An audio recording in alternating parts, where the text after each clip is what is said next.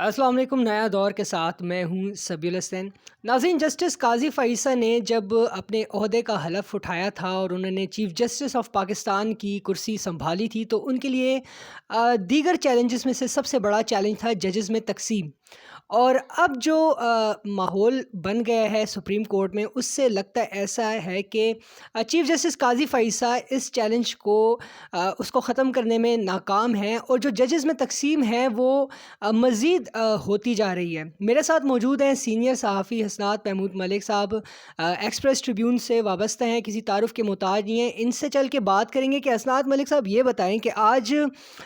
Justice مظاہر علی اکبر نقوی، جن کے خلاف سپریم جوڈیشل کونسل میں کارروائی چل رہی ہے،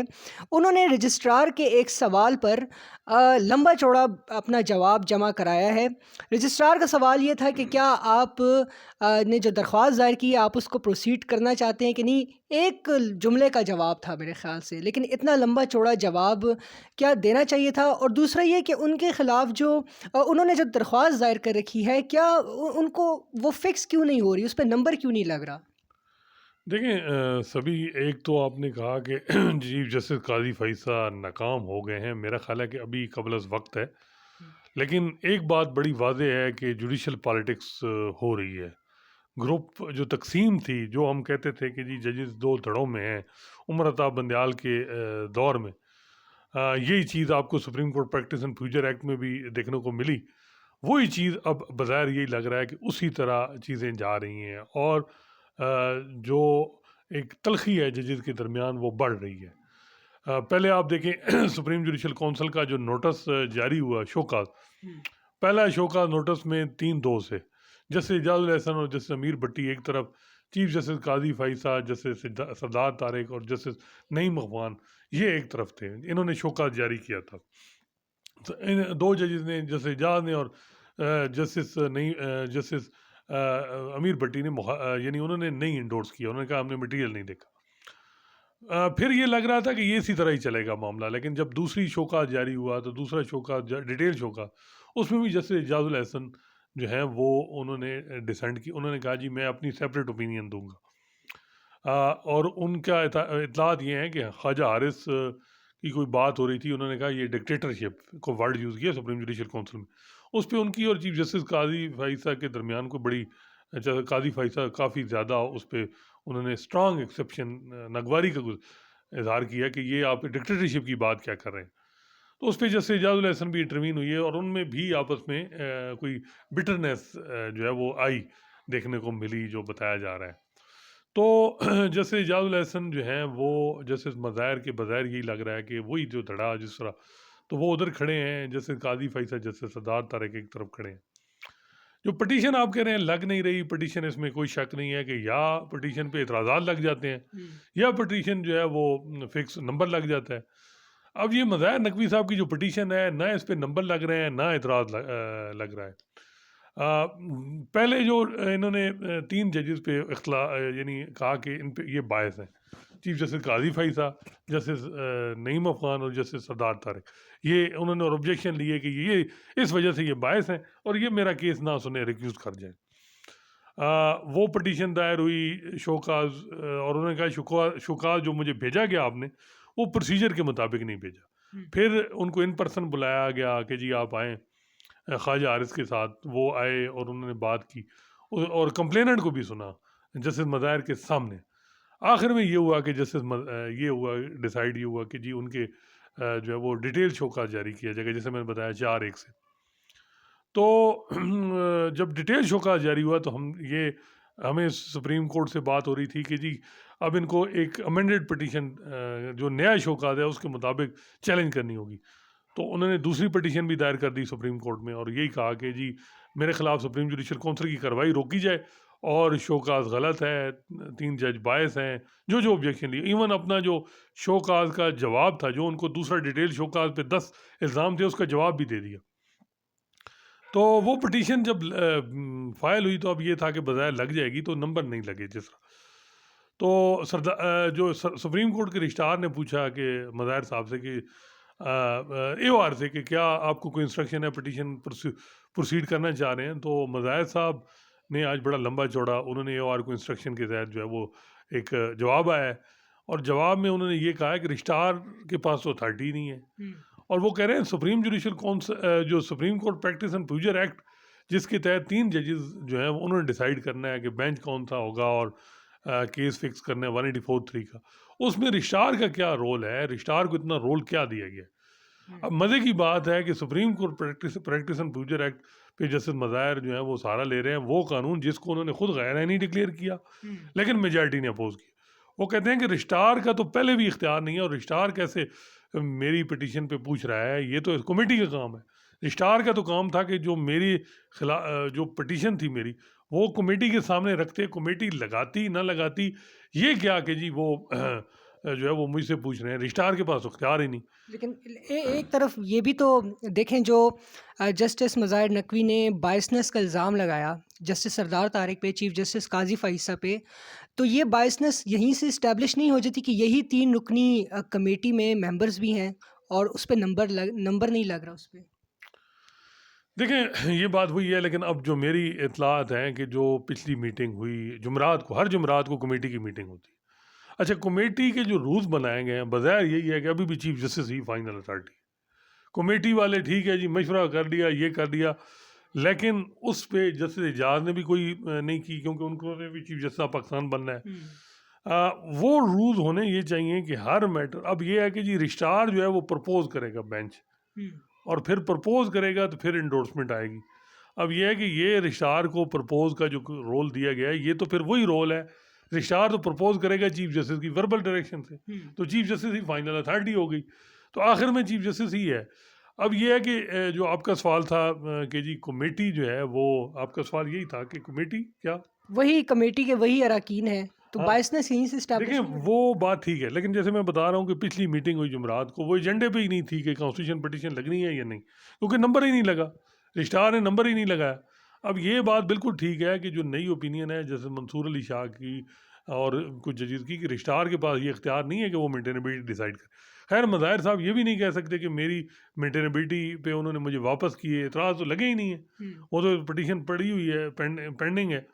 تو اب جو ہے انہوں نے یہ بھی کہا، دوسرا انہوں نے ایک تو یہ باتیں لیگل پوائنٹ اٹھائے رجسٹرار کے کہ جی آپ کا اختیار نہیں ہے، دوسرا انہوں نے فیکچوئل کچھ باتیں کی۔ انہوں نے کہا جی 2 اعتراضات تھے جو کہا گیا کہ میں نے واپس لے لیے ہیں، تو میں دوبارہ ان کو کر رہا ہوں۔ ایک تھا کہ جو قاضی فائصہ میری اپائنٹمنٹ کے خلاف تھے ایز اے جو سپریم کورٹ جج کے طور پہ جوڈیشل کمیشن میں، تو ان کے بقول جی کہ جب قاضی فائصہ صاحب سے پوچھا گیا تو قاضی فائصہ صاحب نے کہا کہ میں نے تو آپ کی خلاف جو ججمنٹ تھی آصف سعید کھوسہ صاحب کی، جس میں یہ تھا کہ انہوں نے آپ پہ لگایا کہ اسٹرکچر پاس کیا کہ کلریبل ایکسرسائز آف جوڈیشن، میں نے تو اس کا حوالہ دیا تھا، تو وہ کہتے ہیں کہ میں نے اس پہ اعتراض واپس لے لیا کہ ٹھیک ہے، لیکن جب میں نے ٹیلی کیا تو وہ جو لاہور ہائی کورٹ کی میری ججمنٹ تھی مشرف میں ٹریزن ٹرائل والی، ٹریزن والی، جو مشرف کو ٹریزن میں اسپیشل کورٹ کا جی کانسٹیٹیوشن اس کی جو اسٹیبلشمنٹ ہے وہ انہوں نے ہاں، وہ کہتے ہیں کہ اس پہ آپ نے اوپینین دی ہے، آپ کہتے ہیں اور آپ کی اوپینین ہے، تو اب مجھے پتہ چلا ہے گو کہ وہ کہتے ہیں جوڈیشل کمیشن کو میں نے سیکٹری کو درخواست دی ہے کہ مجھے منٹس دیں، منٹس تو مجھے دے ہی نہیں جا رہے، کہتے ہیں جی کنفیڈینشیل ہے، لیکن جیسے قاضی فائصہ نے اس پہ مشرف والا جو میرا آرڈر تھا اس پہ سوالات اٹھائے تھے، تو میں وہ یہ دیکھتا ہوں کہ وہ جو ہے وہ باعث والا جو ہے میں وہ جو، اور بھی وہ کہتے ہیں میرے اور بھی آبجیکشن ہے کہ video link audio leak commission کا وہ ہیڈ تھے، انہوں نے لیٹر لکھا کہ جلدی کمیشن چیف جسٹس بندیال جب تھے تو کہ جی یہ جو ان کے خلاف جو کمپلین آئی ہیں تو یہ رکھی جائیں، تو یہ وہ ساری چیزیں تھیں، یہ میں بالکل ان کو کر رہا ہوں۔ سردار طارق صاحب کے حوالے سے ان کا تھا کہ جو میرا آبجیکشن تھا کہ کچھ صحافیوں کے ساتھ انہوں نے میرے حوالے سے کوئی بات کی، وہ میں واپس لیے کیونکہ وہ انکریکٹ رپورٹنگ ہوئی تھی،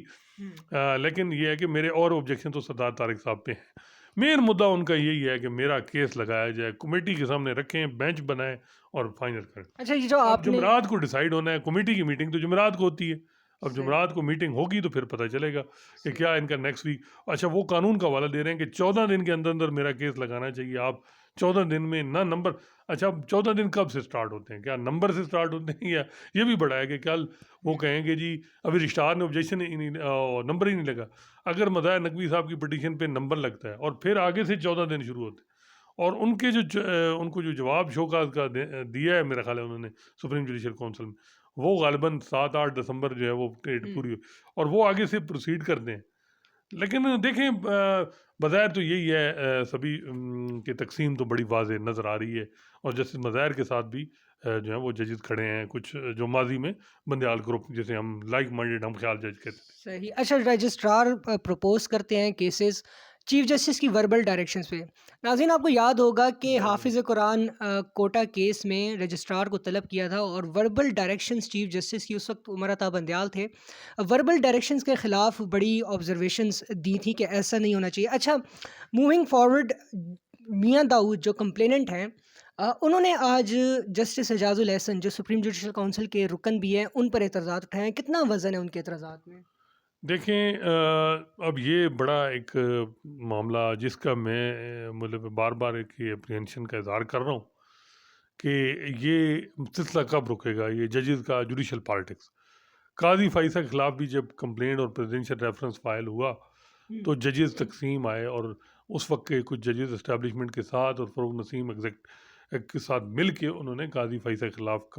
ایک پوری سازش بنانے کی کوشش کی، لیکن وہ کامیاب نہیں ہوئی. کہ جیسے قاضی فائزہ کا جو اسٹریٹجی تھی وہ کامیاب تھی، وہ میڈیا میں کو انہوں نے استعمال کیا، آگے پیچھے سارا کچھ وہ کیا. کانسٹیٹیوشن پر انہوں نے ریفرنس چیلنج کر دیا سپریم جوڈیشل کونسل میں جو پروسیڈنگ تھی، تو وہ کامیاب ہو گئے. اب بھی بظاہر یہی ہے کہ ان کا وہی جو جیسے مظاہر کا بھی وہی طریقہ کار ہے، وہ بھی سپریم جوڈیشل کونسل کو کہہ رہے ہیں باعث ہے، انہوں نے بھی چیلنج کی ہے کانسٹیٹیوشن پٹیشن. ان کو ایک ایڈوانٹیج ہے کہ ان کو سپورٹ حاصل ہے supreme judicial council supreme court میں، جو قاضی فائزہ صاحب کو بھی تھی، لیکن اس وقت جب انہوں نے پٹیشن داری اس وقت نہیں کی. اس کے بعد وہ جیسے مقبول باقر اور جسٹس اعجاز الاحسن، جیسے مقبول باقر اور جسٹس منصور علی شاہ، یہ لوگ ساتھ ہو گئے تھے. اچھا، اب اس میں جو ان کا یہ ہے کہ اعجاز الاحسن کیس نہ بیٹھے. میاں داؤد کہتے ہیں کہ وہ باعث ہیں، وہ فیور دیتے ہیں مظاہر نقوی صاحب کو. وہ دونوں اکٹھے تھے جب انہوں نے پنجاب اسمبلی کے حوالے سے جو الیکشن تھا جنرل، وہ اکٹھا لیا، اور مجھے مزید تقویت ملی جب انہوں نے ان پہ کوئی شوکا جاری نہیں کیا. تو وہ ایک پیج پہ ہیں، تو ان کو تو بالکل وہ کہتے ہیں کہ جی کسی صورت میں بھی جو ہے وہ اعجاز الاحسن بینچ میں نہ ہو، سپریم جوڈیشل کونسل کا حصہ نہ ہو. اب یہ میں وہی بات کر رہا ہوں کہ وہ جیسے اعجاز الاحسن پہ الزام لا رہے ہیں کہ وہ ادھر فیور کر رہے ہیں. نقوی صاحب کہہ رہے ہیں کہ سردار طارق اور قاضی فائز صاحب باعث ہیں یا وہ میرا کیس نہ سنیں.